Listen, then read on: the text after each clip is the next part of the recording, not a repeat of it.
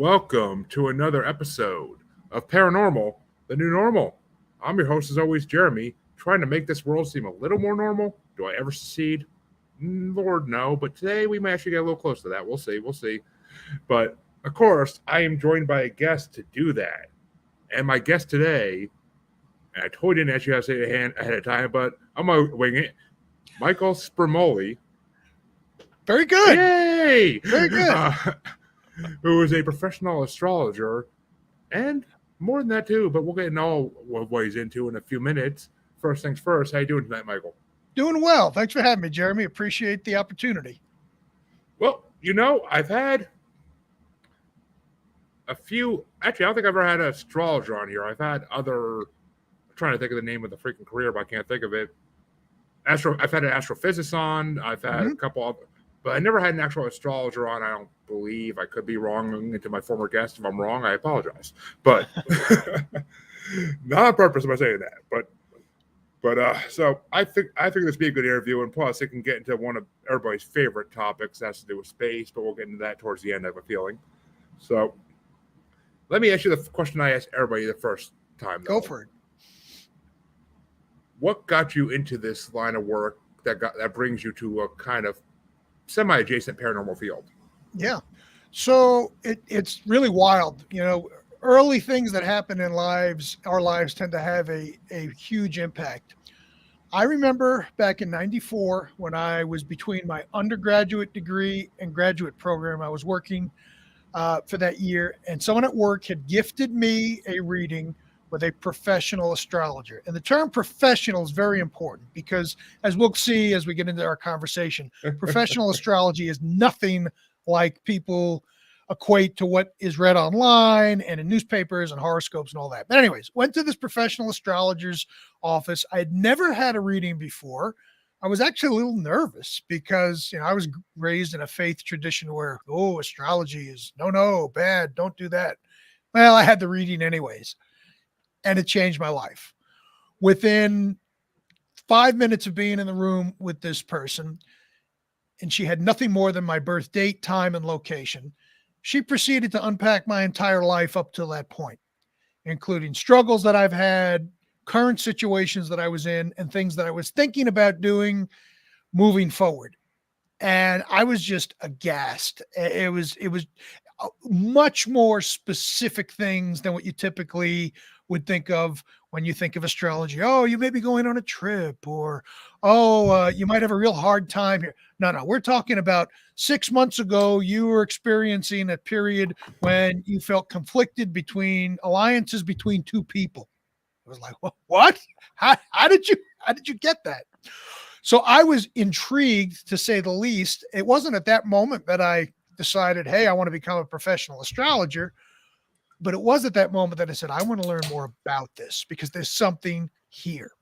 And what's interesting is at that point, I was just about to jump into graduate school to get a master's degree in clinical psychology. Well, you can already see the polar opposites there, with psychology being over here and astrology being over there. So I just kind of filed that reading experience away and then went to graduate school. And then I started buying a book or two on astrology while still getting my master's degree, keeping it, of course, very hush-hush because, you didn't want to get thrown out of graduate school for speaking of things that didn't jive with the curriculum. I started gaining interest and momentum over the years, and then eventually learning a lot more through self-training and books, and then taking a couple of courses. And then I got professional astrology software. And that's when the floodgates opened up. That's when I started then doing readings for people, anyone who was within the sound of my voice. I would run their chart and start to perfect my skills. But all the while, this was still kind of underground. And it was weird because I graduated from grad school and then was working in the field of mental health and providing therapy and counseling services. But I kept the astrology to myself because, let's face it, I'll be the first one to say, you tell someone you're an astrologer, people think you're a nut. I mean, that's just the way it is to this day. But what was happening was people started coming to me and saying, hey, you know what you did a few months ago? Could you do that again? Give me a reading. Let me know what's happening in the sky and how things are progressing. And I said, sure, I'd do that. And over time, I had a side hustle without realizing what a side hustle was because the term hadn't been coined yet. So that's what got me on the path to this. And it wasn't until, relatively recently within the past year or so that I said, all right, enough is enough. It's time for me to step into this, embrace it, and let the world know that there is something to astrology. And I've discovered that through a specific modality of astrology that we'll get into called vibrational astrology, which actually is evidence-based, meaning there are controlled research studies to back up its claims. The only type of astrology in the world, I might add, that meets this rigorous criteria. So that's sort of the history and thumbnail of what got me into this and where I'm at today. All right. My second question might throw you for a little more of a loop. My second question, since this is a paranormal show overall, sure. Have you ever had any experiences with anything in the paranormal realm, whether it be spirits, extraterrestrials, cryptids, more than likely, I know, but take your pick. Well, I don't think I haven't had anything as extreme as extraterrestrials or anything, entities that I was able to see or lay hands on. But there have been numerous times throughout my life that I have felt a presence, for lack of a better term. And I think we all have that capability if we just tune into it. When you're younger, you kind of ignore it and just brush it off. But there have been many, many, many times when I have felt that there's something in the equation or the situation that wasn't visibly observable. And, the only thing I can equate that to is something that, goes beyond the realm that we're in and comes from a higher dimensional realm, time and space. Well put, I think. And I mean, that's what it is in my mind too. It's it's an interdimensional type of situation going on here. Trust me, I live with it, but all right. So you said already, and it was going to be my first non-two question. Let's kind of break down what vibrational astrology is, because I've heard the term, but I never really had anybody explain it to me in any Sure. way. And it's important because it really is the cutting edge of modern astrology. So astrology has been around for over 2,000 years. Some roots go back to as early as like 100 or so AD.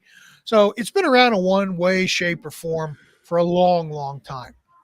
And traditional astrology, before I get the astrologers coming after me with pitchforks, I'm not knocking traditional methods. They've been around. They've withstood the test of time. They've been here for, many, many years. There's something to them. But there was always a part that didn't quite resonate with me. And that is when a lot of times something didn't quite match up according to meanings of the way certain planets are placed in various houses and in various signs. A lot of times an astrologer, because I've had many readings throughout the years, I never miss an opportunity to get a reading from an astrologer. I'll go in, plunk down my money, don't tell them I'm an astrologer, and just kind of see what they do. And I've had some really good readings, and I've had some real crappy readings, to be blunt. But the piece that would always leave me flat and kind of kept me in the astrological closet, for lack of a better term, is that when I'd say something didn't quite fit, the astrology would go on this series of what I call crowbars, trying to make it fit. Oh, well, we need to look at the sign that's on your rising sign, your rising house cusp. And then we need to find the ruler of that. And then we need to go find the final dispositor. And before you know it, you're running all over the chart, desperately trying to make something fit. That's the part I didn't like about traditional astrology. So when I bumped into VA, it was a little bit of an eye-opener. So how is vibrational astrology different? The original traditional Western forms of astrology and even some of Eastern forms like Vedic and whatnot, there's a lot of symbolism involved. Meaning, well, Saturn represents your father as far as the planetary component, and Jupiter represents expansion and this and that and whatnot, and there's all these archetypal things that are in play, and that's good. But the problem is there's way too much room for interpretation, and you can make anything just fit with about anything that you want.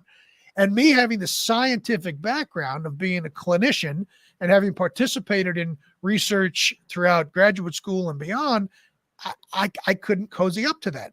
But VA is different because in vibrational astrology, every planet regulates one particular process, and that's it.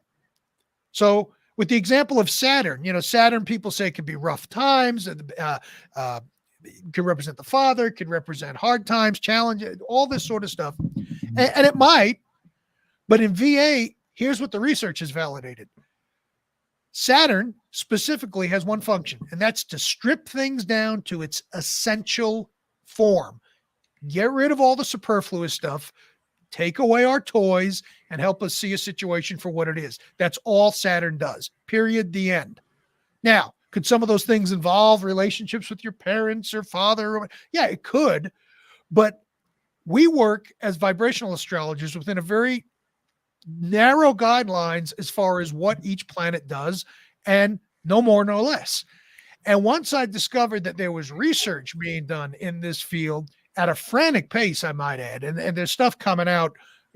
I was at a conference this past March where there was a whole bunch of research that was released that we can touch on a little later, where they're using controlled studies and they're using the same type of methodology like they use in genetic research, such as extreme case sampling and again, gathering evidence and looking at the evidence based without cherry picking your data on the front end. It's like, this feels like home. So the idea behind VA, other than each planet regulating a specific process, is that each planet also has its own vibration to it. So this is where it kind of blends into the world of physics, paranormal, spirituality, sacred geometry, where everything comes back to vibration. And I'm assuming you're online a lot. You're probably on TikTok and some of these other things.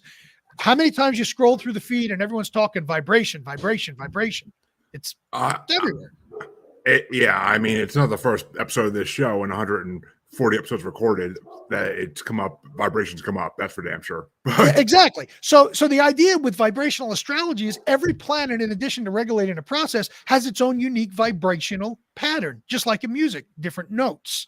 Okay. So when you have certain notes or planets that form these angular distances around different parts of the sky, and how those elements interact with our own natal planets in our own birth chart, the idea and the theory in VA is that these vibrations that occur either set the stage for things to sail through smoothly, have certain opportunities arise, maybe make other opportunities not as optimal at certain times. And it's a matter of understanding these vibrational patterns and how they're impacting human behavior, unlike the old way of astrology, which is as is above, so is below. And, you're handed your fate and it's dictated to you and that's it.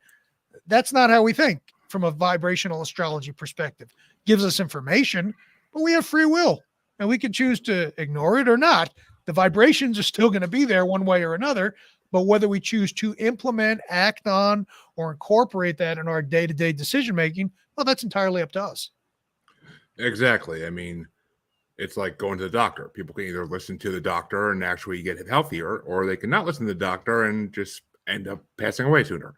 So, it's basically like, it's the same as any profession. You either listen to a professional or you're going to screw yourself over in the long run. I mean, you don't listen to your lawyer, you might end up in prison. So, but that's a good way of putting it. Another way I like to look at astrology from my perspective is I liken it more to a weather report compared to a crystal ball. So a crystal ball, you look at the crystal ball and the scryer gazes in the ball and says, I see a lot of money coming to you in your future. Okay, that's cool. If that pans out, great. Astrology is more like a weather report, meaning here are some optimal times when money might end up flowing to you more easily and freely if you put in the work to make that happen. Versus here's some other times when, you can put in the work, but it's not really going to produce because of the various aspects that are forming, it's not a good cycle. Bringing it back to that weather report analogy. Let's say you want to go to the beach this weekend and you're all excited. You and your family are going to hop into the car, go down to the beach. But Friday night, you look at the weather report and it says torrential downpours scheduled for Saturday and Sunday. Well, guess what? You could still go to the beach if you want. It's probably not going to be a good time, but there's nothing keeping you from going to the beach. And there's nothing making you go to the beach either. And if we take that weather report and then go back to the farmer, if he or she wanted to, could plant crops in the middle of December. They're not going to grow, but they could do it. Instead, they look at when is the optimal time to plant crops. Well, the spring. Why? Well, because the thaw is gone and the temperatures come up. And when we look at astrology through that lens, it starts to take away a lot of that woo-woo type stuff and say, oh, all right, well, this is much more practical than what is often interpreted at a very surface level. Exactly. And I mean, the way you keep describing the difference between good and bad astrology, which it's funny because I had a psychic on here months ago who she actually wrote a book about the same thing, but as far as psychics go, like it's called the Old Brick Road to Psychics, and it's basically like good versus bad psychics. Like, and there's a lot of similarities between like a good bad psychic and a good bad astrologer. Like they're kind of in the same field in a way almost. Oh yeah, I mean it's definitely under the umbrella of divination or forecasting or whatever you want to assign it. But you're right. There are some really good psychics, and I've met them and had readings from them. And then there are some really bad psychic who it's like, my cat could be more psychic than you. What are you doing? I mean, yeah, I like to preclude it because like I grew up in the 90s. So the way I always describe it is when I was a kid, you would see those random small buildings here and there that would say like psychic readings, palm readings, stuff like that. And like I was brought up to believe they were all just cuckoo.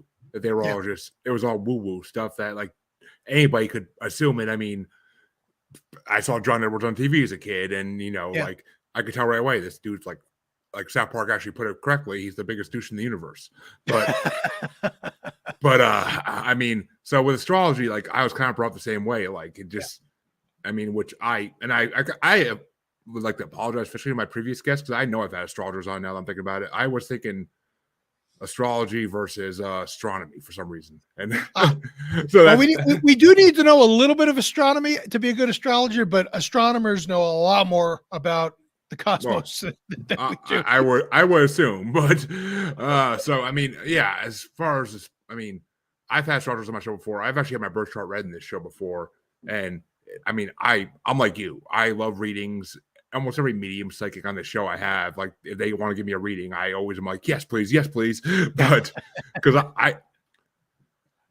I've been told a lot of things through multiple mediums that line up, and they're all good. They're all good mediums. I never have had a bad medium on my show, thank the Lord, because at least not to my opinion, I haven't. They all could tell me things at the end of the show randomly that I didn't expect to come out of them, and that sometimes had to do with things like that were around me at that moment, and I was getting a feeling, and it just like they confirmed what I felt. So to me, there's that difference. Like, how can you tell a good astrologer versus a bad astrologer? Like, what are the signs that someone that is doing like astrology that just is bullshit in a way? Okay. So one of the first things that I always say, if someone's looking for an astrologer, and astrology, and I'm going to just let's make an assumption that we're dealing with qualified, credible astrologers versus someone who read a book or pamphlet and they're calling themselves an astrologer. So let's say someone's got some training, they put in the time or what have you, and that there's at least a baseline level of competence there. One of the first things is, how do you feel when you're interacting with them? And even if that means you haven't spoken with them, what's the vibe you get from their website? What's the vibe you get from maybe watching YouTube videos or podcasts or what have you? If they rub you the wrong way, that's not the person for you. It doesn't mean that astrology isn't for you, but it means that person isn't for you, because there's lots of different people in the world and there's lots of different astrologers, and not everyone's going to click with every person. I always also recommend to folks, if I'm lecturing on the subject, be wary of any astrologer who doesn't respect or welcome questions. Mm-hmm. Because anyone who says this is the way it is because it's the way it's been handed down to me by someone else, I got a problem with that. Because one of the things that attracted me to the VA world is we welcome questions. The model's constantly changing. It's getting better, and we're refining things over time. And we want to hear questions like, well, I had that reading before with someone else, and they indicated such and such, and you're saying this. Explain the disparity. How could that be? So you want to make sure that whomever is open, whoever you're reading, considering having a reading with, or just exploring, that things aren't based in dogma, because it's changing, man. I mean, the whole idea of energy now, just not too long ago, they managed to do that. I always get them confused, fission or fusion with the cycler. They generated more energy than what they used to produce it. That's a big deal. They've determined that particles, if you take one over here that's separated from the one that's over here and they were related, there's an impact from one to the other. We're just beginning to find out a bunch of stuff. And I think science is finally catching up with some of the tenets of astrology that have been out there over the years. And it's also saying, you know what? Maybe some things that we thought of don't make sense. Here's an example. In VA, the signs have much less of an emphasis than what is out there in the general population and what you see online. In other words, birth signs like, are you an Aries, a Taurus, a Cancer, a Gemini? Yeah, all right, that's part of who we are. But even the signs and house cusps, as far as where those signs are placed, what the research has shown is that they may give us a little bit of flavoring as to how someone behaves or how they do something or how that carries through their overall presence or way of being. But it's the planets that really pack the punch.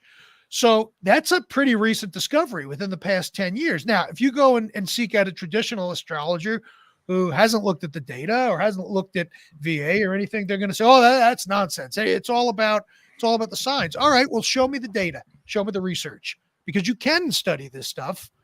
It's taken a while to get these models in place, but it can be studied. So, the idea of being open to an evolutionary type of process with astrology, that resonates with me. And I always encourage people to say, to get an idea, how comfortable is the astrologer they're dealing with questions? Because I don't claim to know everything. I certainly don't know everything. It's exciting times in the world of astrology, and you got to have a flexible way of reading the world, because if not, you're going to miss some key lessons that come out of the new studies and new research. Of course. And I mean, so basically astrology is like a map way to our lives, if I'm correct. Like, it's just, I mean, I've had readings done, and some of the things they say are point on, some of the things they said were, they could be hit or miss. It was just like that part was broad, and you can't really like define it down to like one part of your life at that point. And I mean, if I was gonna say I remember what they told me, I would be lying. But I'm personally working with a former guest right now who focuses on on maximizing your life, basically, and like finding your true purpose in life. And I don't think she's not into it. She's not an astrologer by any means. She doesn't call herself one, but she found she has a website where she actually found my life chart. And okay. It relates to astrology in some way, I believe, but I'm not, no expert on either. So I'm not going to say they do relate, but it seems like they relate in some ways, because it seemed very similar to the astrology reading I had. But so yeah, and here's the thing: there's different levels of astrologers as well. Some people use it just as an adjunct to other modalities that they use. Others are more purists, and that's all they use. I know going back to that conference, there's an individual in LA who is a licensed marriage and family therapy counselor who actually conducted some research on astrosignatures and how those relate to the predisposition for addiction and substance abuse issues. So astrology is one of those things where you'll be very surprised to find some of the people who you wouldn't think be using astrology as part of their work actually using it. And I think that's pretty cool, because in the VA world, come one, come all.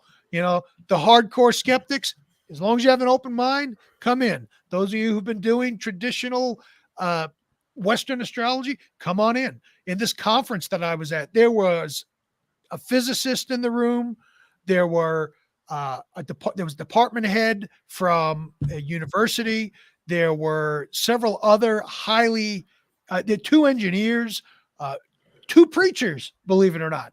So it really is one of those things that has a space for everyone, because VA does not postulate, well, you got to believe in VA and everything else goes out the window. I think, as I mentioned earlier, VA can coexist with higher dimensional planes, religion, spirituality, all these things, because in the end, it really is all connected.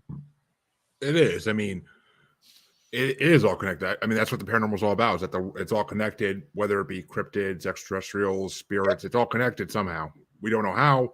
Exactly. We're just now, as humans in 2023, beginning to get a little glimpse of what might be going on there, especially, you know, with advances now in psychedelic research and whatnot. All this stuff is starting to converge. And if you step back and look at it, all this stuff 20, 30 years ago was so far on the fringe, people would just run you out of town if you mentioned it. Now, there's not a day that goes by when I don't see something come across my feed about psychedelics, which, you know, was just, oh, forget it. There was no value there. Now you got clinics popping up using psychedelic medicine. So everything's in motion, at least from my perspective. Oh, I agree. I mean, you don't even know how many guest posts I see on podcast groups on Facebook about people who specialize in psychedelics, like looking to be on shows. Like it's an almost weekly thing. Like seeing at least one person post. And I've actually hesitated to bring one on this show before, but you got me thinking I might need to like one that could talk to like the connection to the paranormal, of course. But I mean, I feel like I should bring one on at some point, like, because I've been resisting it. I mean, I've had people on before who can talk about psychedelics to some degree, but they're not like the experts out there on it. They're not doing it as a career. It's just a side thing that, or they did psychedelics at a younger age, and that's why they can do the things they can do. Like, I mean, it opens you up. It opens you up, and sometimes the door doesn't shut, you know? Well, yeah. And psychedelics, I would imagine, I'm by no means an expert in that field. I just, you know, I consume a lot of research, so I'm always looking at stuff. It's probably just like any other thing, like we've discussed, astrology or anything else. You got your dabblers, but then you got those who are on the clinical side, who may be treating people in a controlled clinical setting. I know Oregon, I think, since they relaxed their rules, that's probably one of the forefronts of where that's happening. And that would be a fascinating interview to hear, someone who's working with this stuff in a way where they've, again, got some controls in place and are using it not just to go take a trip, but have an ultimate destination in mind as far as being used in a clinical type of context. And, you know, you and I even having this conversation probably 10 years ago, people would have just said, well, who are those nuts? But not anymore. I mean, things are moving. 10 years ago, people would have said that about most episodes of this podcast. That's for sure. I mean, the paranormal world isn't more open now than it was. I got out of it for a good 15 years because there was nobody else that was really into it. And it just, if you talk about Bigfoot or aliens to a normal person back in the early 2000s, late 2000s, like you just seemed like a weirdo.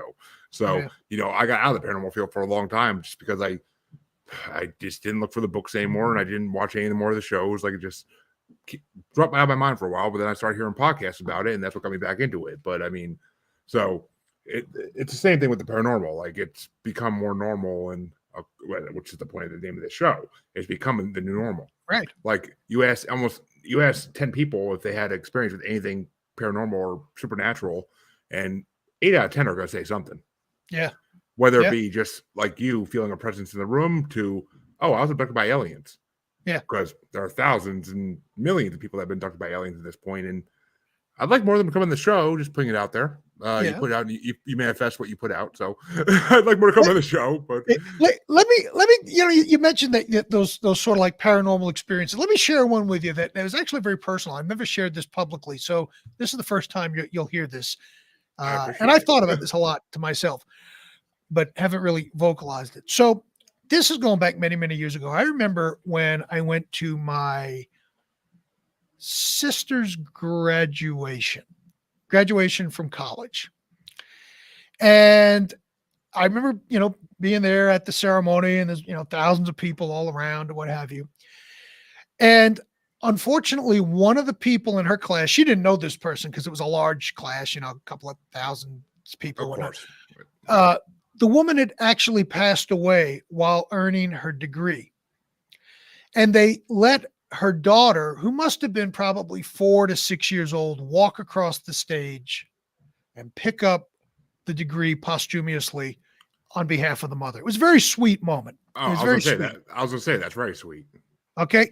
But that's not the paranormal part. Okay. And it was very touching. There was not a dry eye in the place, and everyone was focused on that, and, give a roaring round of applause and what have you. So then, you're driving away, you're leaving the place, all these cars, it's like leaving a concert. Okay. So, and, I'm in the car with my parents, and someone was having a disagreement about something, and there's all this chatting. Oh, no, we can't go there for lunch. There's going to be too many people, and blah, blah, blah, blah, all this stuff. So there's all this banter going on. I look out of the corner of my eyes at just the right moment. And this is after being in the car 20 minutes navigating the parking lot. Who do I see? This little girl and her family. And she's just skipping along in her little white dress, kind of going into the family's car. And I just happened to look up at the right time, and I saw her there. And I said to myself, what are the odds? Because it was like, it got me right here. It was like, what are the chances that I'd see this kid at that moment? Because there were, I'm telling you, thousands of people around, thousands of cars. And that's always stuck with me. Someone said, have you ever seen an angel? I said, that's probably the closest I've ever come. It was just thinking about it now, it was pretty wild. I can't really put it into words, but I think you get what I'm putting down as far as just, it was one of those things it was very out of the ordinary in a very positive way, but it was pretty memorable. That right there is what we in the paranormal field like to call synchronicity. Yeah. Because you see something that just lines up perfectly, and it's like the probability of seeing that is just so low. And especially, it's a college graduation. There were, like you said, there are thousands of people there. It was insanity. And that's what struck me so much, because the moment on stage when this girl went up there, it was just very touching. And then it was almost like, oh, well, the universe said, well, you like that? I'm going to give you a little more. And I was like, what the hell is this? In the best way possible, but very, very memorable to this day. I often wonder what happened to her, because this is going back 20 years now. The kids probably all grown up and graduated college herself, but it left an imprint. These type of things do. And I've done full episodes of synchronicity before, and it's just incredible. Like and it relates to astrology, because it's the universe planning things out to work certain ways, whether you expect it or not. But you mentioned about like people going to astrology for financial reasons earlier. So what are the main reasons people go to astrology? I've had some of the readings. So like I've had spammers on Instagram ask me like, I want to give you a reading. Which of these topics would you like a reading in? Like, that's when they get blocked. But yeah. Right. Yeah, exactly. So, it runs the gamut. I'll have people find me and book a reading just to kind of see what it's like. Never had a reading before. I want to know. Okay. Now, some people have said when you hold someone's astrology chart in your hands, you've got their whole life right there, their past, present, and future. So you kind of need to narrow the scope a little bit, so, well, what specifically should I focus on? And generally, we'll do the most common things, relationships, about this, that, whatnot. So that's on one end of the continuum. On the other end, some people will show up with very specific personal questions. One is, I'm really contemplating starting a new business. I'm interested in getting up and running in 2024. Can you give me an idea on what the ramp up's going to be like, the time period ahead of that, during it, and then shortly after, so I can figure out if this is indeed the right time, or maybe I need to move up or move back a few weeks or months. So that's a very common piece. Other times it gets even more personal. I think my spouse is having an affair, or I'm having an affair. The person will come to me and say, I need to know if this is going to go somewhere. and what's going to happen. It's never up for me to say, do this, don't do that, whatever. People have free will. My job is to say, here's what the planetary energies and cycles are putting out there. And then you need to dial that into where you're at and make sense and make a decision as to what makes the most sense for you. So the long answer to your question is it ranges from the mundane to sometimes it's very, very personal. And what's interesting is people will come to me, and not just me, but any astrologer who's been around a while and who's got a credible reputation, and they will divulge things that they have told no one else, including therapists and spouses. And part of being a professional astrologer is a code of ethics. I've been told so many secrets, but thankfully, building upon my background in clinical psychology, and when I was doing that sort of work, confidentiality is first and foremost. I don't disclose anything to anyone that happens in a reading. It just doesn't happen because it has to be a safe place for people to be able to speak candidly so that we can look at it and work through. So I've had some interesting stuff over the years. Thankfully nothing that borders on because there's two things I don't work with. I don't work with anything who someone's trying to cover up something illegally. I'm not getting involved with that. Thank you very much. Bad karma for number one. And, I don't need to be a co-conspirator, number two. And I don't do health stuff because I'm not a medical doctor. So I'm not about to embark upon that path. Not to say that astrology can't be helpful there. In fact, there have been over the years several medical astrologers who were also medical doctors, and they're certainly qualified to deal with that. But anything else short of those two issues, I've probably had it at one point or another where people need some insight. Well, yeah, what you said makes sense. 100%. It does. I wouldn't want to deal with legal stuff either. I know psychics who have helped the cops before even, and I'm like, and they won't talk about like the cases they work with the cops. Like they won't talk about it because they don't want to reveal stuff. But I have to ask, have you done anything as far as like people who say they've been abducted by aliens or they're star seeds and they come to you? Not yet. I that may happen tomorrow. But I have had people say, a lot of people have said that they've had out of body experiences. That's very frequent. They've either, whether it's in dream state or whether they're sitting in their recliner and they see themselves floating, but not to the point where they've, been, have a extraterrestrial encounter or an abductee or anything like that. But one of the things that you're taught early on is these are people's realities. I'm not judging. You can come and tell me anything you want, as long as, you didn't commit a murder or anything else that could inflict harm on somebody else, and you're not going to get judgment. Now I'm not a mandatory reporter like therapists and counselors are, but if someone does come to me and says that they've been up to some nefarious activity that involves other people, and thankfully that hasn't happened yet, but especially if they're causing harm to someone else, I would probably end up having to report that because I wouldn't be able to sleep at night. Especially if they were inflicting harm on someone else.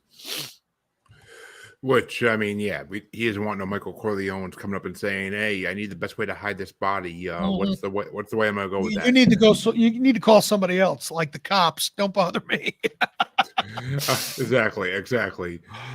So we talked about what people come to you for typically, but is there a certain like genre of people that come to you? Like, is it a certain like personality type? That's a very interesting question, because one of the things that you probably saw online is, I'm for 25 years, I've also been a corporate personality profiler. So I know personality inside and out.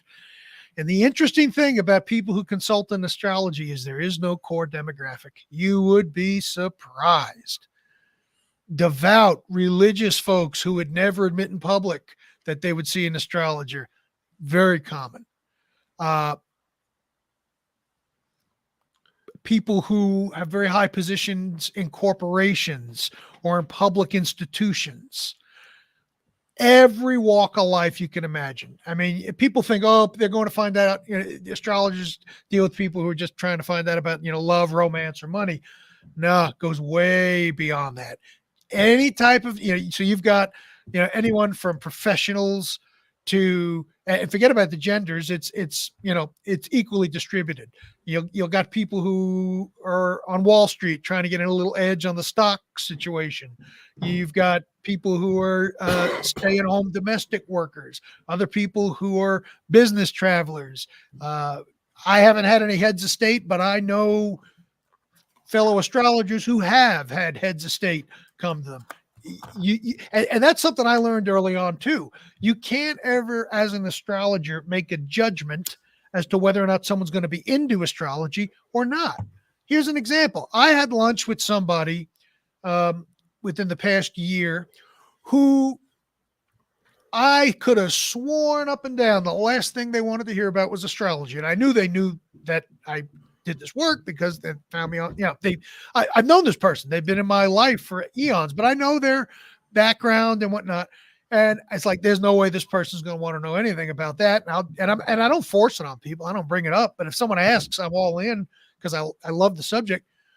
That's all we talked about for the hour and 30-minute lunch. And it just blew me out of the water because I thought certainly this individual will have no interest. So it cuts across every genre, gender, religious background, black, white, doesn't matter. Everybody under the sun, you get a little cross section of the population there. Which makes sense in a thousand ways. But I mean, I could see that because it's everything nowadays in the paranormal world, whether it be astrology, psychics, mediums, clairaudience, clairvoyance, like take your pick. Like they all are seeing these range of people from every race and creed come to every profession, come to them. And it's kind of scary almost, but I'll ask this. Okay, well, the main question I'm going to ask is why do you think there's been such a burst in the popularity of all these different paranormal fields in the last, say, we'll predate COVID. We'll go back to like 2015-ish. Well, that's a question that's postulated quite often, and I don't think I have a solid answer for you, but I have some theories. I think people are finally expanding their horizons from beyond just organized religion that's been handed down to them. And I'm not going after religion before those folks come after me. I always got somebody aggravated with me. So I just want to preempt that. Right? Oh, trust me. I got to religion in this show plenty. So don't okay. Well, that's fine. And that's cool. But I'm not going that hardcore, but I think people have been limited over the years of being able to explore. And now just to get astrological just for a second, Pluto has moved into Aquarius. It's going to move back. And I know we don't talk much about signs, but in this case, this is more of a mega trend thing because it's affecting everyone. It's going to go back into Capricorn for a few months for the remainder of this year, then back into Aquarius for many years after that. And that's all about dropping down the barriers to information. So we've been building toward this for a while. Information is now democratized. Things that were kept away from people to have access to, now you can just go Google stuff and pull it up immediately. So I think there's a collective conscious shift for people who want to explore and want to understand things more than they may have up till this point. And then you mentioned COVID. There was a huge surge in COVID because uncertainty always fuels people wanting to figure out and kind of see beyond the present in all sorts of methods, whether it's astrology or psychics or numerologists or whatever. So I think it's a combination of things. Society is evolving and people are realizing, well, if you see an astrologer, you're not doing some sort of satanic goat sacrifice in your basement. It's not that, we're looking at data. We're looking at, and then when I pull up a chart and people read it, you've seen charts, so you know where I'm going here. It's like, oh my gosh, look at all the math and the angles and this and that. It's very complicated. Yeah, it is. Astrology is more math and geometry than it is anything else. And there's a lot of information that's there. So I say all that to mention that I think people are just becoming more curious and they have the permission now based on society, or they're giving themselves permission to explore.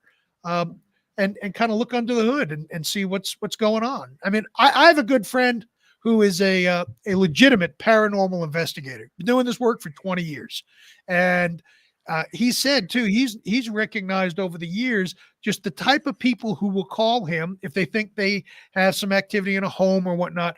It's much more mainstream now than what it would have been 10, 15 years ago, where it might have been someone, who had an affinity for the paranormal. Now it, could be John and Susie Milquetoast who lives down the street, who hears rumblings in the attic at night, and they've ruled out anything mechanical, and they want to see, well, what's going on up there. Exactly. I mean, I'm the prime example of that, because I used to be one of those people who, anytime a house made noise, I'd be like, or I heard something in the house, I'd be like, oh, it's the house settling, like blah blah blah. But I mean, yada yada yada, whatever. Right. But it's just now, like, as soon as the house I moved into had something going on, because I listened to Paranormal podcast, I'm like, let's get some investigators in here, and I had some investigators come in for free, and they did a full investigation. Took a couple hours, and there's either one or two ghosts living in my house, and they don't bother me too much, so I don't bother them. That's my philosophy. I've never had an encounter that I would know of in my home, but it's like, hey, if there's a couple taking up residence here, that's cool. You do your thing, I'll do mine, and there's plenty of room for everybody. I don't want to upset anyone or anything. As long as we can each have our own space, that's cool. I mean, we did have an incident a couple weeks ago where we were out shopping, and the back door when we came home was open. I don't know whether it was an actual living human being or something otherworldly, but our camera showed nobody coming in the kitchen. And I mean, if you're going to come in our back door, you're going to walk in the kitchen to go to the living room and see what you can get if you're a human. Right. So, I mean, I don't know. It was just weird. It was just a very weird thing, and I can't explain it. But I mean, my wife watched the cameras for a long time because she was convinced that someone broke in the house, because there's been reports of that around this area lately. But we couldn't find anything. And I mean, and she swears she shut it and locked it, and I believe her, because the camera shows her going back into the kitchen to lock the door before we leave. Yeah. So I mean, it's weird. Well, do you find in your experience that some entities are mischievous and just like to play around a little bit? I've done that. I just released the episode with Nancy Mello, a pet communicator, a couple weeks ago. Oh, okay. Or a week ago, maybe even. And she has a story about ghosts like that, like to play jokes on her. Yeah. So, I mean, it's definitely something I've heard of. I mean, ghosts, or whether they be poltergeist or even demons that like to play jokes on people like that's different. Who knows? It could be any of those things. But as far as astrology goes, though, I mean, the question so let me ask you this, because you're in astrology and you deal with space. Do you believe there's a chance that extraterrestrials live among us, since, as you said, we now have the information, because the government finally released the information, that they have things they can't explain going on? Right. I believe nothing's off the table. I believe there's a lot more that we don't know than what we do know. And to make sweeping statements like, well, there's no chance of, there could be a chance of anything. And here's what I think, and this is just my personal intuitive gut prediction. I think in the next 5 years, we're going to be unearthing discoveries, or at least getting information that may have been held back, that's just going to blow our minds in the next 5 years. I'm not talking 10, 15, 20. Yeah, more will come there. But I think a lot of stuff is about to just enter into our consciousness. And I think everything's up for grabs, because, when you've got physics now proving out things that have been said that have been impossible for so many decades. And it's like, well, wait a minute, maybe we spoke too soon. Kind of opens the door for, we don't know. So I think anything is possible. Do they walk among us? Maybe. I mean, if you follow Bashir, he claims to be one. Do you know Bashir?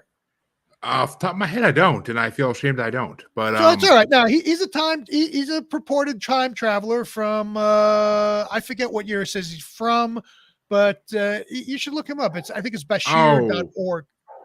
Now that you say that, I kind of think I do know. Yeah, he's a little snarky. He's got a little bit of a sense of humor to him. Interesting dude. So it's like, and here's the thing. Here's how I like to look at that stuff. Let's assume, and I'm not saying this, but let's assume that Bashir is just total full of nonsense. Okay. And that he's not much of a time traveler as the mailman is.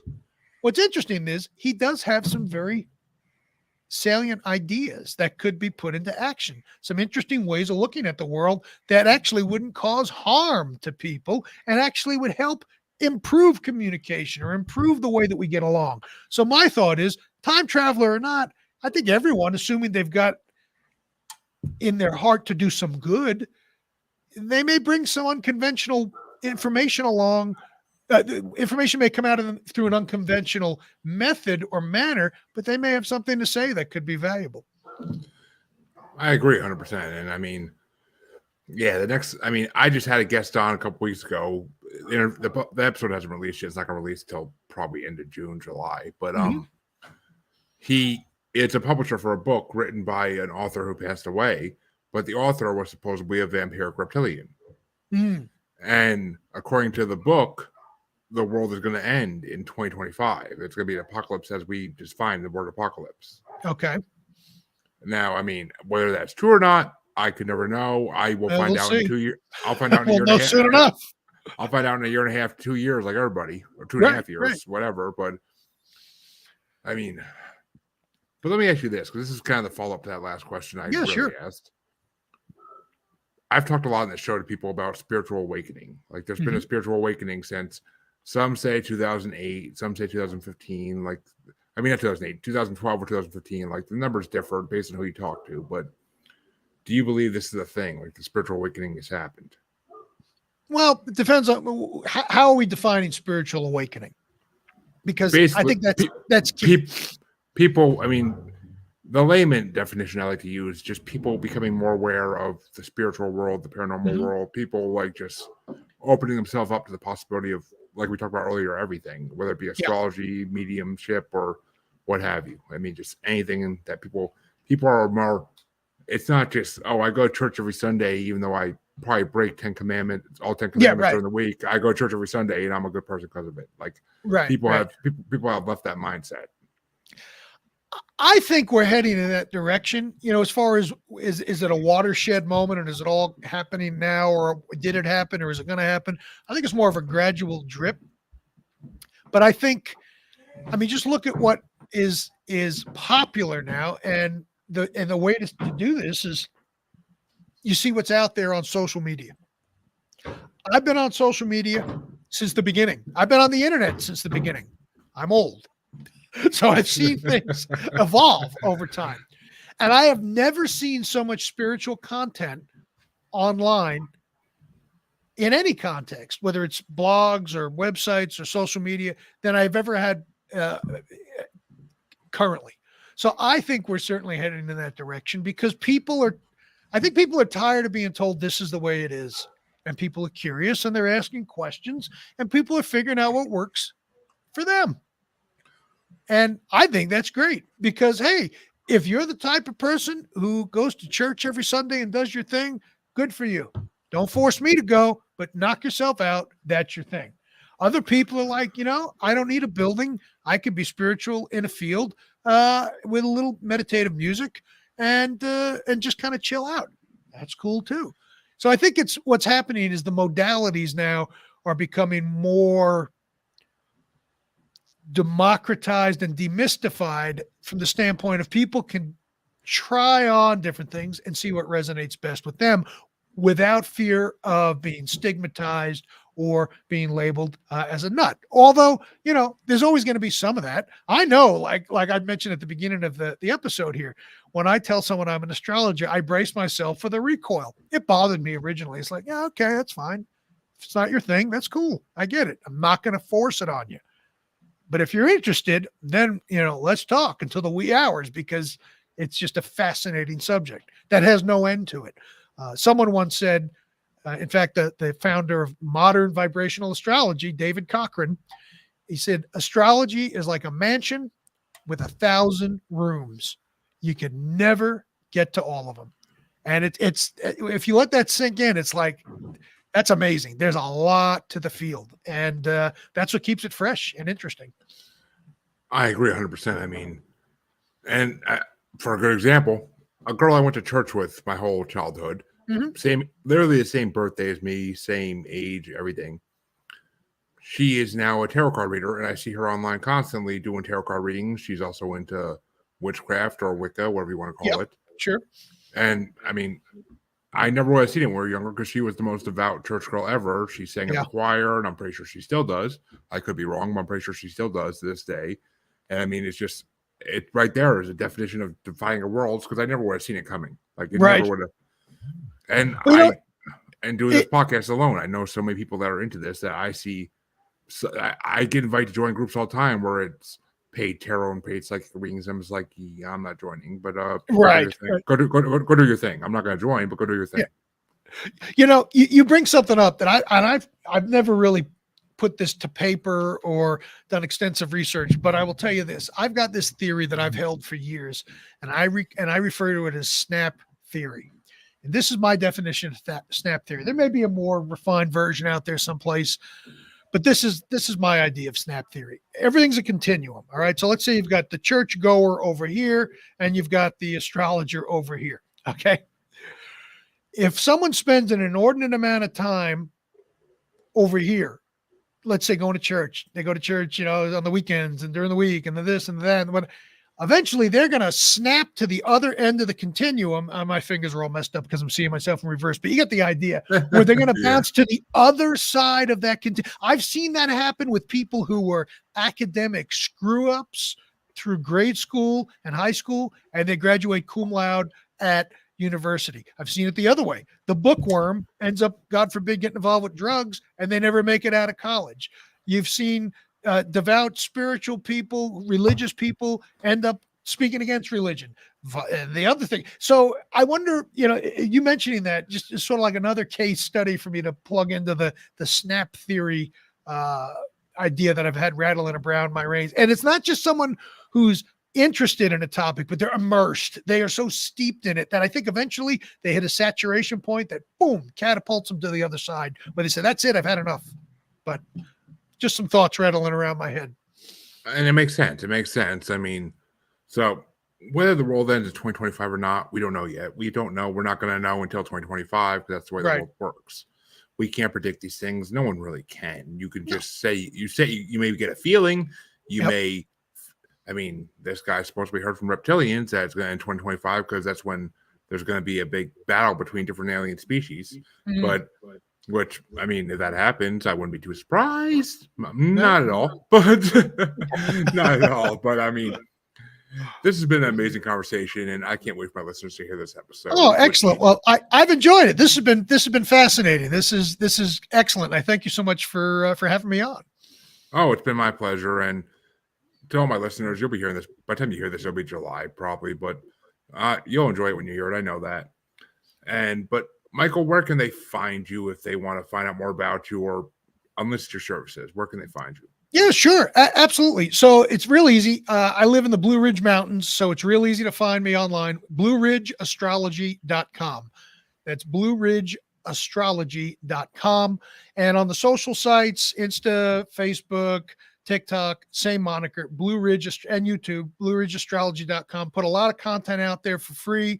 You can also see what services I have to offer in regards to readings and astrology reports on the website.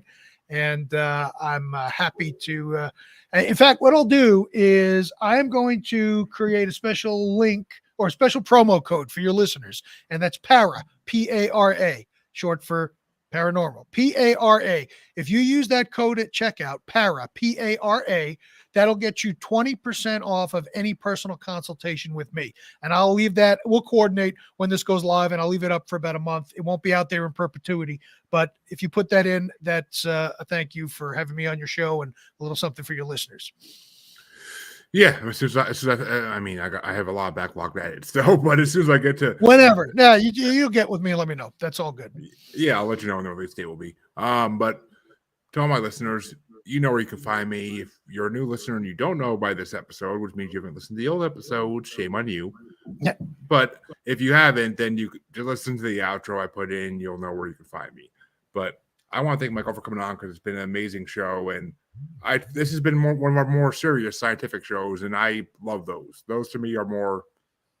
They almost are a relief from the comedy that we do like so often on the show. Like, I mean, not that we do comedy really, but No, I understand. It's good to look at it from all points. You need it all. It's a whole 360-degree feedback loop. You need the fun, the science, the comic relief, and everything exactly. else. I mean, those are the me and other podcaster episodes because that's when it goes wild. But we go down every wormhole you can imagine. There you go. I want to thank all my listeners for listening, and I will see you all in half a week. Until then, remember, go see an astrologist, one that's actually a good astrologist, and figure out what can help your life at this point. It might do you some good. But until next time, we thank you all for listening.